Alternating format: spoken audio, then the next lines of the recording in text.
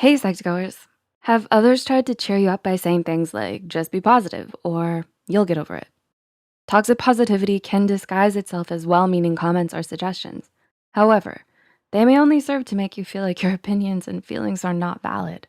According to Samara Quintero, LMFT and CHT, and Jamie Long, PsyD, of the psychology group of Fort Lauderdale, toxic positivity is an excessive, ineffective, and overgeneralized happy or optimistic state across all situations.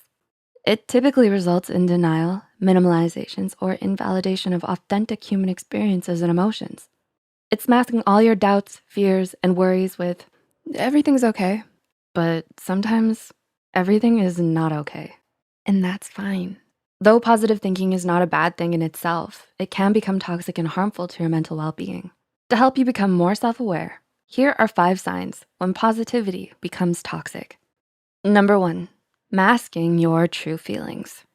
Do you pretend that things are all right when they aren't?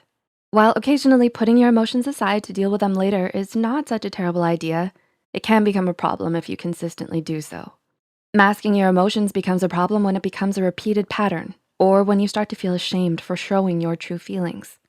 This behavior creates a dissonance between who you are and what you're portraying to others, to the point where it can strain your relationships and make others feel as though they don't know who you are.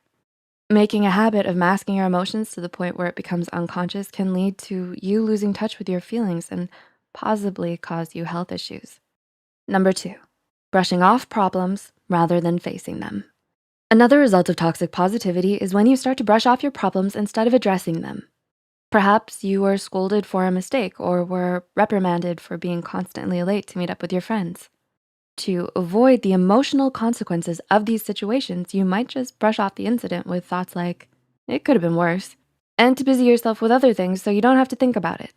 It's important here that you don't force yourself to feel better when you don't feel that way. A poor outcome or a setback is frustrating, and you're allowed to feel that way. Negative emotions like fear and insecurity usually preclude us from acting. But why not use those feelings as fuel to change? By confronting your fears, you're moving and growing. Number 3, minimizing other people's experiences with bumper sticker quotes. In tough times, people usually try to offer advice or comfort, but sometimes those well-intentioned statements can be harmful. According to Caroline Carroll, a psychotherapist in Baltimore, Maryland, statements like, just be positive, serve to pressure you to mask your feelings and invalidate your experiences. They plant doubt in your mind, making you feel that your emotional response is inadequate or wrong. Unfortunately, these doubts can become internalized and transform themselves into negative self-images of being weak or insufficient. Ultimately, these phrases don't give space for self-compassion, which is vital for your mental health. Number 4, shaming those who don't have a positive attitude. Are you a skeptical person? Oftentimes, toxic positivity can end up shaming people who lack a positive attitude. However, there are moments where analysis and foresight are necessary before making a decision. Sometimes jumping into a choice hoping for the best is not the best course of action. At the same time, there are also some people who lack good faith and are not motivated by goodwill. So it's important to have a balance. It's always good to try to give the benefit of the doubt if deserved, but also to avoid blindly approaching all things in life. And number 5, feeling guilty for feeling sad, angry, or disappointed.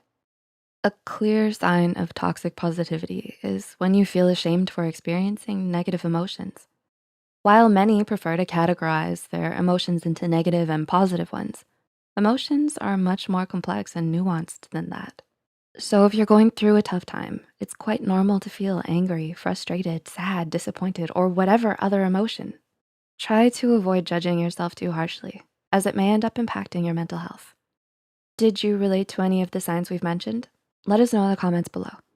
If you find this video helpful, be sure to like, subscribe, and share this video with those who might benefit from it. And don't forget to hit the notification bell icon to get notified whenever Psych2Go posts a new video. The references and studies used in this video are added in the description below. Thanks so much for watching, and we'll see you in our next video.